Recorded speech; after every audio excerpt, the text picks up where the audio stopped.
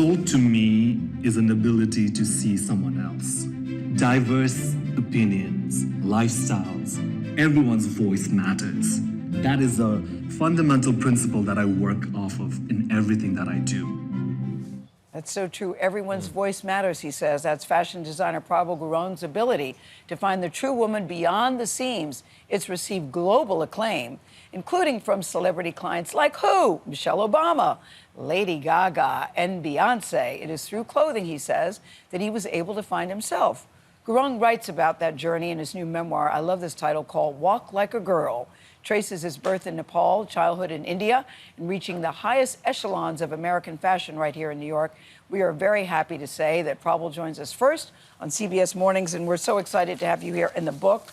Bravo is Knockout. Publication day. Congratulations. Yeah, publication Thank you very day. much. Real. It's now happening. Yes, it is happening. Thank you very much. But I marvel at your life because, by the way, I'm wearing Prabal. Do you approve? Yes, yeah, I walked in and he Okay, Gayle. I walked in and he said, "How old is that dress?" I said, "It's at least 10 years." 10 years. It still works. Yeah. I wasn't sure about the brooch. I don't. I love we'll it. talk about it later. Sparkle doesn't hurt anyone. I always worry about brooches. Anyway, you know, you write in your book about how you were bullied, you were beaten, you were teased, you're called a pansy, you're called a sissy. Yeah. You admit that you're a very effeminate kid.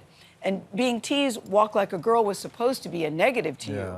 But you have taken that and made that a form of resistance. Yeah. Tell us about that, why you chose that, and what that means to you today. Walk like a girl is as you said, is a term used pejoratively to demean or diminish someone.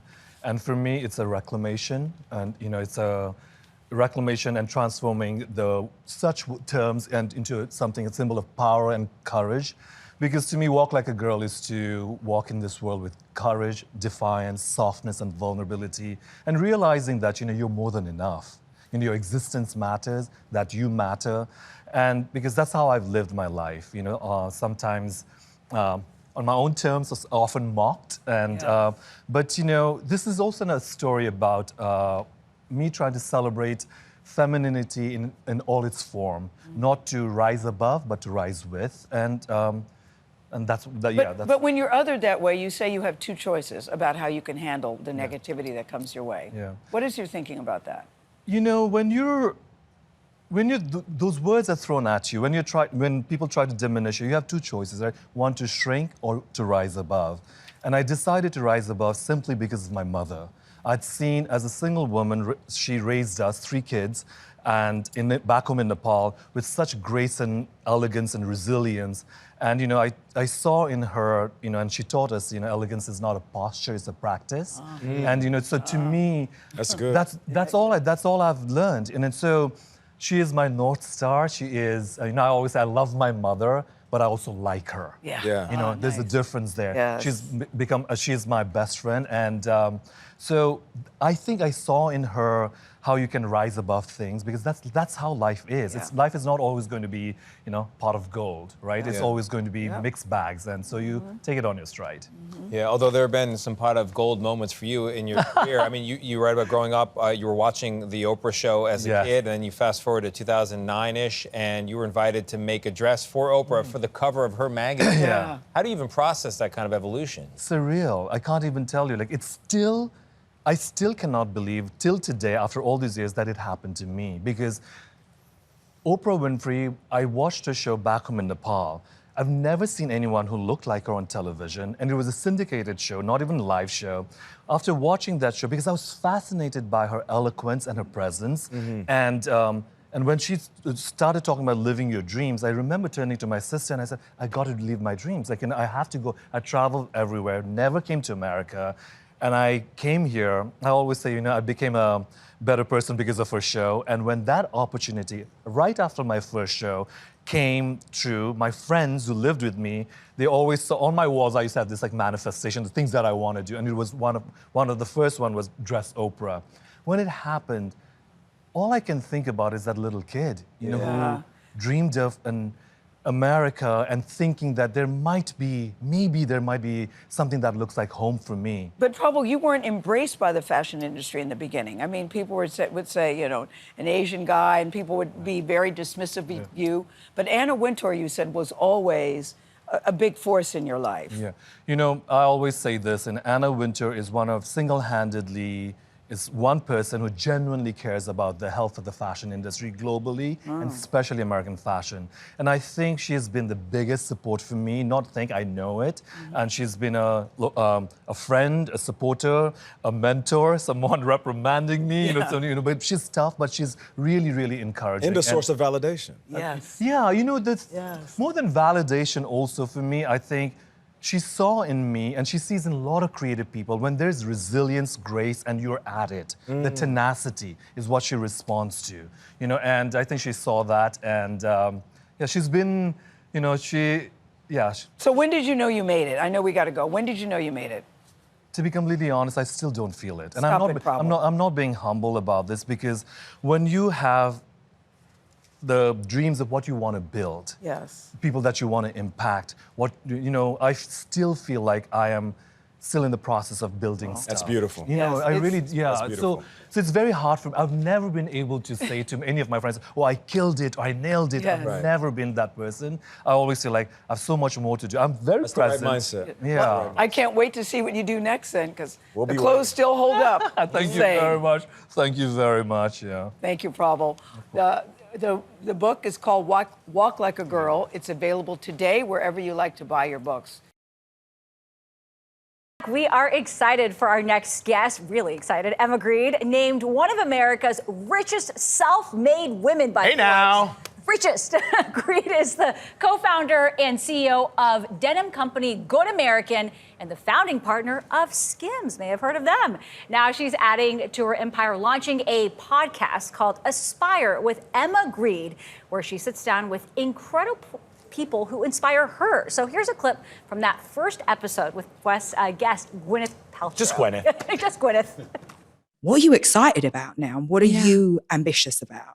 I have great ambition around Goop and really growing it. Now that we're kind of out of that post-COVID, 4-year, That was a moment. and now let's see what happens with the economy. But I have a lot of ambition around getting this business to scale and getting Goop Kitchen and, all over America. And also I think it would be great in the UK and in Paris. Yeah, it would. Do you want a pret-a-manger? And Emma Grede joins us now. Welcome. Emma, congratulations. Congratulations on this. so much. Yeah, Thank just you. launched this week. Just launched 2 days ago. Wow. Yeah. Congratulations Second on all episode that. out as well with Melody Hobson, which I'm very, very happy. Oh, we love Melody around. Love You have a Melody. lot of really great Love guests on her. this lineup. One of your goals in launching all this, you say, is to help rewrite the rules for female leaders, for female entrepreneurs.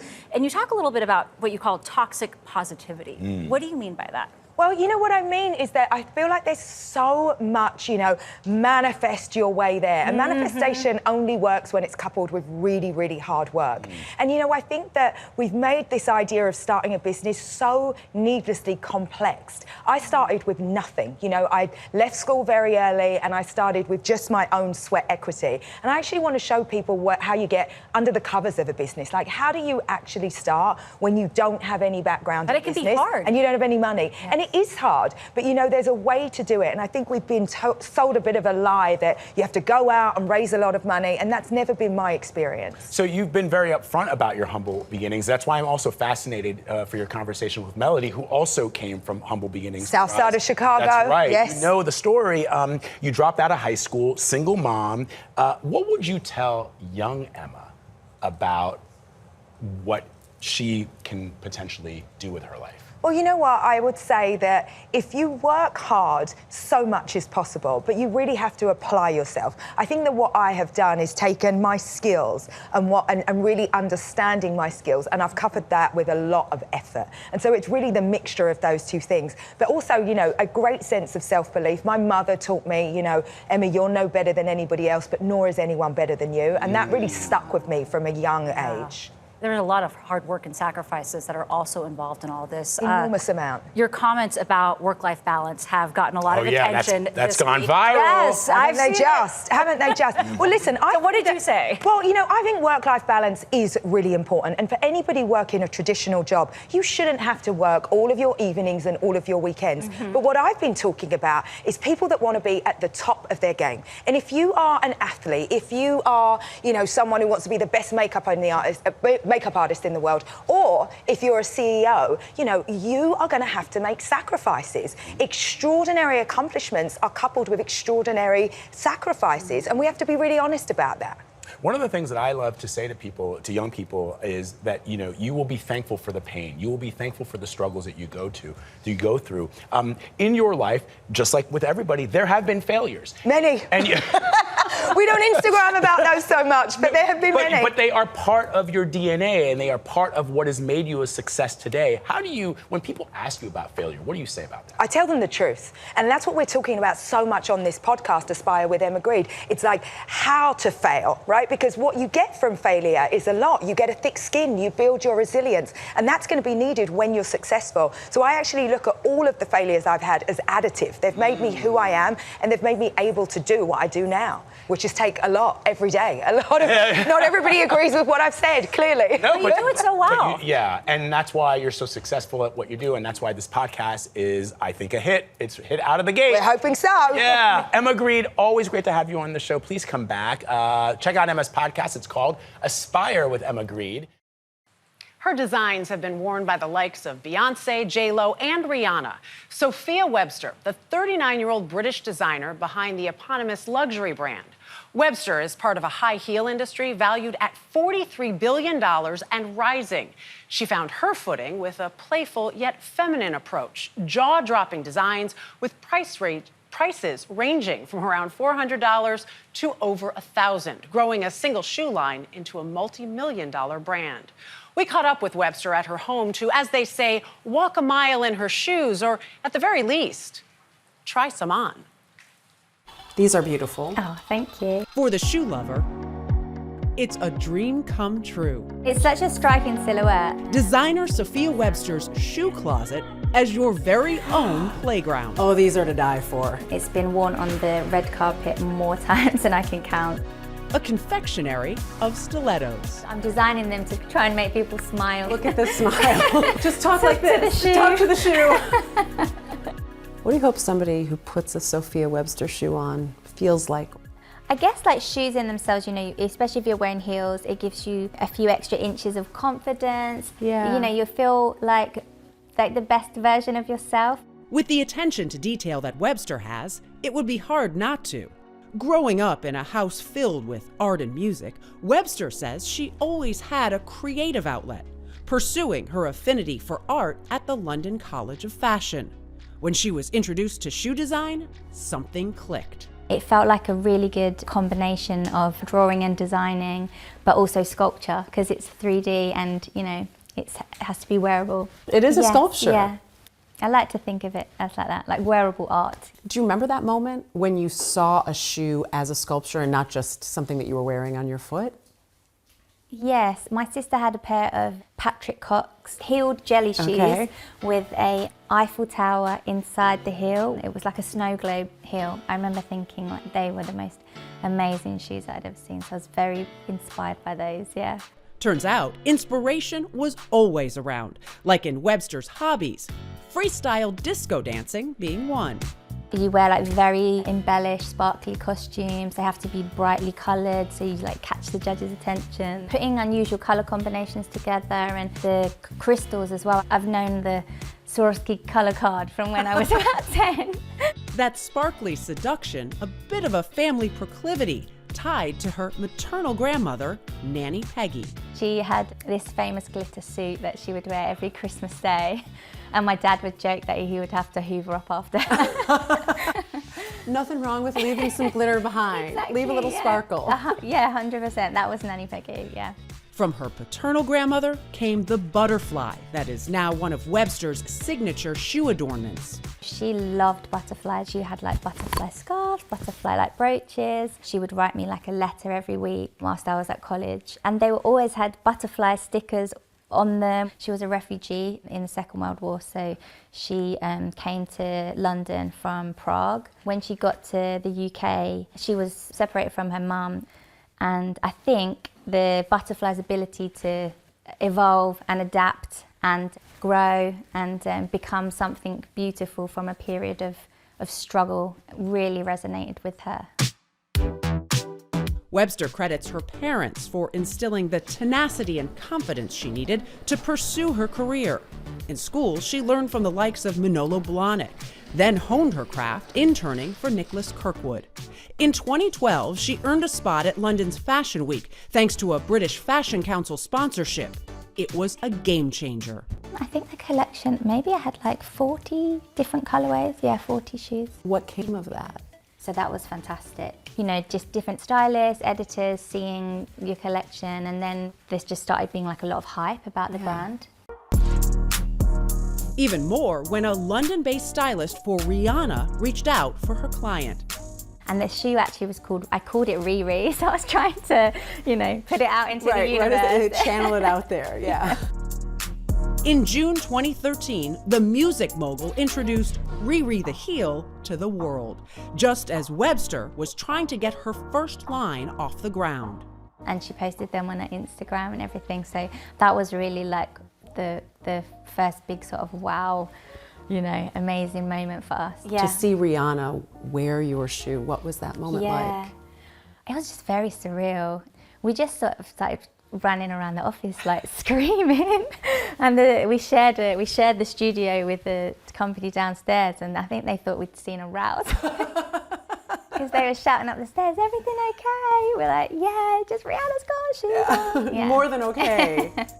And when her debut collection was stocked by high-end retailer Net-a-Porter, Webster, a former fashion event waitress, says she knew she'd made it.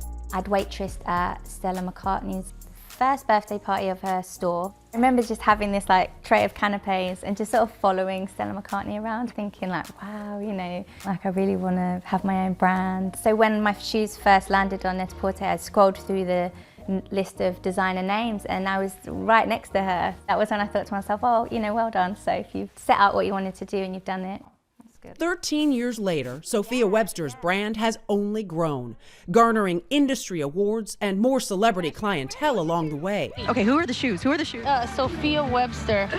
She's also expanded beyond her heeled luxury offerings to include the non-stiletto sphere. We do like lots of flats, mid-heights, boots, because I think COVID just changed the way that we wear shoes. There's a bridal line. It's perfect for any bride. Sophia Webster handbags and a mini collection for babies and children started with her own little ones in mind. 2 years ago, Webster also became a published author. It started as a way for her to celebrate her wearable sculptures, deciding to draw one pair of shoes from a past collection every day for an entire year. As I was drawing the shoes, so many stories were like bubbling up. I was like, oh, remember that? I remember when that happened. And then I started writing them down. And then that's when I decided to actually make it into a book, a bit of a memoir. Sophia Webster is reflected in her shoes. His heel was its leg, right. Yeah. From those first designs. That was from my very, very first collection. To her most recent spring line, finding as much joy in the creation as the life that comes after. It's so nice to see when people buy the shoes for like a special moment or some sort of significance, or I have a pair of shoes that say Boss Lady on the front. And I get so many messages from women that have like bought them. The shoes have had a real special part in a moment. And also with the wings, I often see people graduating in the wings. So it's so sweet to see that they're like, you know, starting a new chapter, or they've got their wings. So that's, for me, that's really special, yeah. And I mean, just look at this detail. It's unbelievably beautiful. And when I learned the story behind the butterfly, going back to her grandmother and what that meant to her grandmother, it was just everything, because they are little works of art. It's amazing, right? I love that she knew to send this color palette. I'm just saying. For you. And by the way, in the book, all those designs that she drew. Well, you can find them here in the U.S., yes. There it is. We've got a special inauguration-focused talk of the table this morning. Why? I know you're talking about it. You saw it, too. You may have noticed First Lady, look at her, Melania Trump's fashion choices at President Trump's swearing in, especially people are talking about the hat. The man behind the design, we're happy to say, is Eric Javits. He's been creating headwear for decades. His hats are a familiar sight on the national stage, you could say. Look at that. They've been showcased by celebrities, including Oh. Madonna, Jennifer Lopez, wow. Ariana Grande, her brother's just arrived, and other first ladies like Hillary Clinton and Laura Bush. Wow. I know, wow, that's right. We're happy to say that Eric Javits is joining us this morning. Good morning to you, Eric Javits. Good morning, Gayle. Nice to speak with you. Well, no, we're really glad you're here because, Eric, I want to know what you're thinking because everybody, the talk of the town, it's not the dress, it's not the speeches. In some quarters, people are talking about that hat. When she first appeared on camera, of course, you knew what the hat was going to look like. What did you think when you saw her on camera walking out with your creation? I thought she looked amazing, very polished, very pulled together. I think it reflected the formality of the occasion, and of course, I was deeply honored because I didn't really know if she would wear it or not until I saw it on television. That's what I mean. Most designers don't know. So she was polished, pulled together. I get all that, but I'm wondering what you thought yourself, Eric. Like, oh my God, I did it. I'm surprised to hear you say you weren't sure exactly, because you went through a lot of work for this hat. No, of course, but there were changes in the venue and all that. So, yeah. You can't really assume anything, and I sort of feel like it wasn't really a wow hat, except it was very understated, very elegant, and appropriate. But when she put it on, and I had never seen her wearing it before, because I never had direct contact with her in person or anything, so I really felt like her presence and her sort of inner grace and beauty really kind of brought the whole thing alive. Yeah, and she really looked stunning. it became a focal point. Yeah. She looks stunning in it. And Eric, the compliments are all over the internet. People are loving it, but there's also some jokes out there. So what do you make of people saying that you made the brim extra sharp to prevent President Trump from getting in to kiss Melania? Well, that's something, going back to Victorian times, brims sort of defined a woman's space. Oh. And, of course, it's not convenient to have brims colliding. I mean, sometimes you see two women in a brim trying to, greet each other with an air kiss or something. That's just what happens. Eric, there were other jokes out there. People said the hat looked like the Spy versus Spy hat from the old Mad magazine. The Daily Show had a joke about the Pizza Hut red roof, kind of. There's a similar shape. You mentioned Victorian times. I'm curious, when you went to drawing that hat, it's a stunning hat. It's really absolutely is. Beautiful, and your track record speaks for itself. But what was your source of inspiration? Were you drawing from history? Well, not necessarily. The First Lady had, purchased a hat of mine a couple of summers ago on, my website, ericjavits.com, and she loved that shape. And then I sent another similar one as a reference, and those two designs became sort of the springboard of creating a winter version with a more abbreviated brim. And, I was sent the fabric to match her overcoat and all that. So, the whole thing came together. But I heard the backstory, though. The original one that you were waiting for that got crushed in the mail, and you had to start from scratch and do something very, very quickly. Is that true? Well, I do work fast anyway, but a lot of the work was already out of the way with the initial one because I'd already, created the wood block, and I had the paper pattern for all the fabric panels ready. So the second one did go a lot faster. Also, I employ sort of these couture techniques of invisible, minuscule stitching, but all by hand. And so that, of course, takes a lot of time. But, the first one was caught in that terrible snowstorm. And the box, was crushed. And so, I realized I had to make another. Well, Eric Javits of ericjavits.com. I loved how you put in the promo. I'm going to help you too. Eric Javits at ericjavits.com. Are the orders pouring in? Well, this was a custom design, and maybe at some later time there could be iterations that are similar. But what I'm known for really are packable sun hats with UPF 50+ protection. And, All right. That's right. I'm the one who's responsible for making hat wearing modern for the 21st century. Oh. And, feasible. I designed the raw materials and have patents on them, and the trademark is called Squishy. Okay, right, I love squishy. that. You're a very interesting guy. I know, Eric. Well, we appreciate you, ericjavits.com. Thank you so much for joining us. Yesterday's price ain't today's price, that's for sure.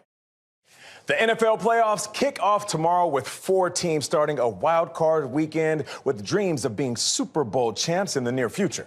The Baltimore Ravens, they have literally stitched together a winning culture piece by piece. Jan Crawford shows us how a former Broadway designer is helping build on the Ravens' string of success. When NFL players hit the seams, their seams take some hits. And as the playoffs start, no one is holding the Baltimore Ravens' hopes together like Ebony Short. Most NFL teams farm out their equipment alterations, but the Ravens take an inside route. With Short leading a team of 5 seamstresses, often working 12-hour days, to help give this top NFL team an edge. She can be very creative. Some stuff we can show you, some things we can't. Like stitching battery-powered hand warmers into the jersey of 2-time league MVP Lamar Jackson. Or custom-fitting jerseys, so players like linebacker Odafe Owe can get to the other team's quarterbacks. I always have a thing with people holding me, and my jersey. And they never call that. And they never call it, So I just told her to tailor it in, and she got it done. As Short showed us on Owe's jersey. Almost about an inch. You're right. And in a game of inches, that can make a difference. Guys are grabbing them, but then they've got all this to hang on to bring them down. The team's head equipment manager says making that cut can be as important as any adjustment in the playbook. Because it doesn't matter what we bring her, she can get it done. She can get it done. She can get it done. Short grew up a Ravens fan just 2 miles from the team's facility where she works. Went to training camps. Went to training camps? I did. As a kid.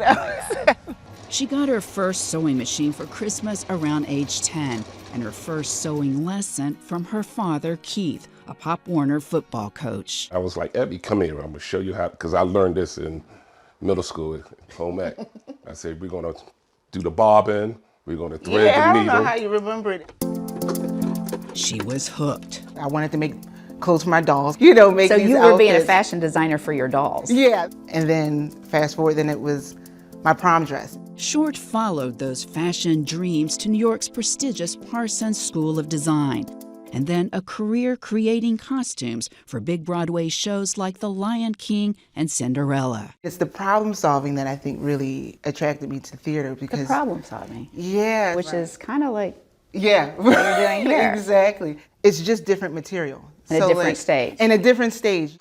Short passed up a job designing costumes for Cher in 2019 to join the Ravens and has built a team here of her own, expanding from this small space off the equipment room to an office in the business part of the building. She started a program just taking everybody from, you may know how to sew, but this is how we sew with the Ravens.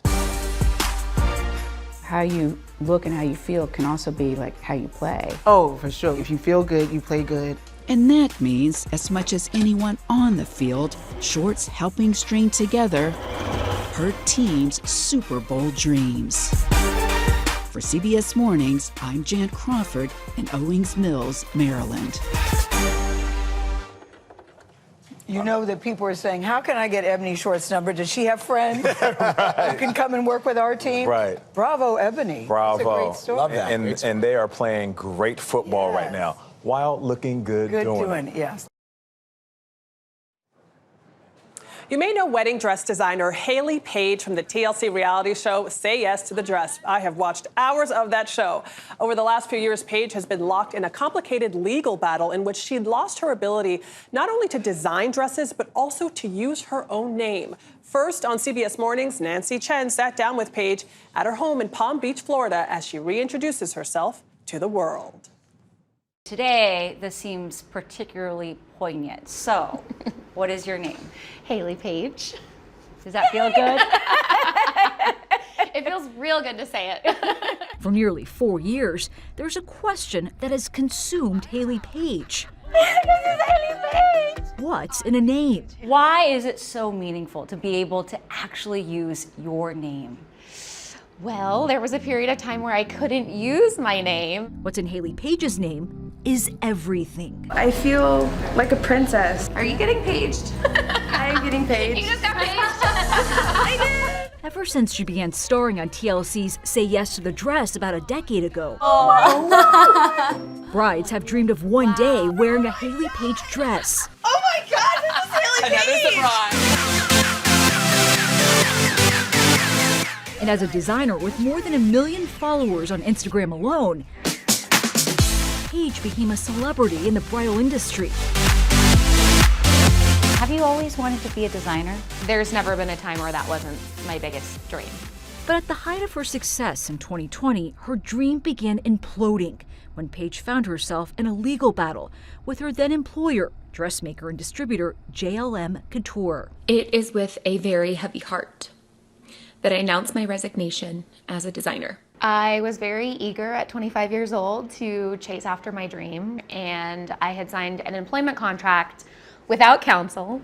And years later, it was interpreted in ways that I never anticipated or could imagine. Back in 2011, as a rising star, Paige had signed with JLM, giving them the right and license to use her name in connection with the bridal industry. So you sign on the dotted line, no questions asked? I had blinders on early in my career because I was so hyper-focused on myself and what I could do for other companies. Around a decade later, JLM sued Paige, alleging she violated a non-compete, posted social media content that did not align with the brand, and promoted other companies without permission. Then, when employment discussions broke down, they say she locked them out of her main Instagram account, which they believed they owned, something Paige denies. After a federal judge ruled in JLM's favor, the company took over Paige's social media accounts. They hired another designer to make dresses under her name, with Paige allegedly receiving none of the commissions or royalties. I could not use my birth name in any business or commerce or even to publicly identify. And I was also being restricted under a non-compete, which meant I couldn't practice the trade I had dedicated my whole life and education to. These were a real outlet for you. Absolutely. Shoes felt like a product that carries you places. As her legal battle played out, Paige decided it was time to take a fresh step into shoe design.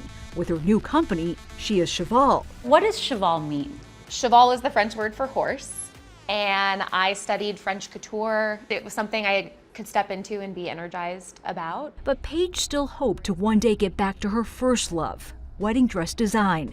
Then, after years of appeals, came a new court ruling. I've recently been awarded back my personal Instagram, TikTok, and Pinterest accounts. In May, a New York federal court returned Paige's social media accounts, agreeing JLM failed to prove it owned them. My case has likely set positive legal precedent and case law for anyone and everyone who uses social media both personally and professionally. What was your reaction? I immediately put on my favorite song and started dancing around the house. There is this song by the Beach Boys, and it's called Make It Big.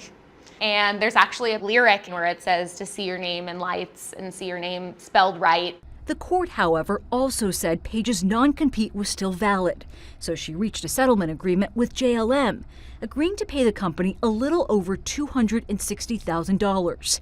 As a result, she was released from all of her obligations and got her name back. In a statement to CBS News, JLM said it is satisfied that it has resolved its differences with Paige and wishes her well. What was it like to pull these out and know I can do this again? Oh, it was just so fulfilling. Now Paige is focused on the future, which includes designing shoes and dresses and marrying her fiancé Conrad, with no question about who's designing her wedding dress. You emanate joy and you emanate happiness. Was that always there, no matter what? So much of life probably tries to dim that. You can kind of decide, I know that that is going on, but I can also still feel like myself, and I can still hopefully dazzle women, because that is something that I believe I can do. It's a special thing to be able to hold on to that. Hayley told us she is working hard to make her dresses available again soon. And when that does happen, she now envisions combos with the shoes and the wedding dresses. But when we say she could not publicly identify, she was nervous about even putting her name on a Starbucks order. Whoa. What? Wow. Well, the double whammy is she couldn't use her name, and then she couldn't design dresses for however long it was because of the non-compete. She's been through it, but I'm so glad she came out on the other side because her dresses are beautiful. Yes. So are the shoes. She kept If I was fighting for getting it. married again, I would do that. Haley, yes. There's Just time. might. There's time. Just might, Gail. You never know. All right. Thank you, Nancy. Keep We'll hope be right alive, back. Nate. That's right.